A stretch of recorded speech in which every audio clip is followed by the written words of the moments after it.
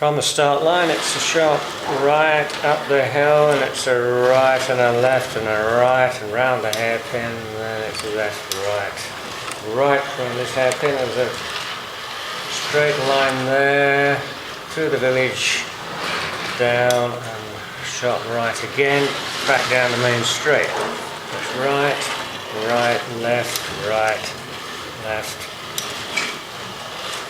right, right, left, right, left, and right to take the racing line.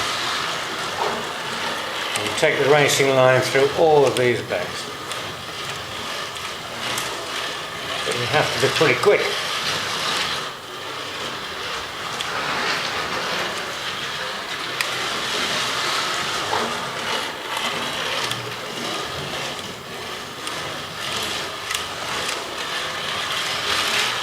Missed that one.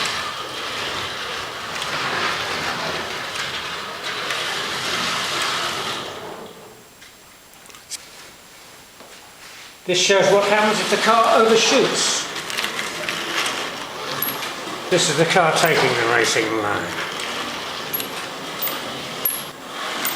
If the driver doesn't steer up the hill, the car simply follows one lane all the way along, which is not the fastest route. Similarly, on this turn, if the car goes too fast, it overshoots again. If the car fails to turn into the village, the result is a crash, and reverse is needed to correct things. Coming down the hill again, if the car's not steered properly, it runs wide around that corner. At this point, if the car's not turned, it takes the pit lane. If the car is turned, it takes the racing line.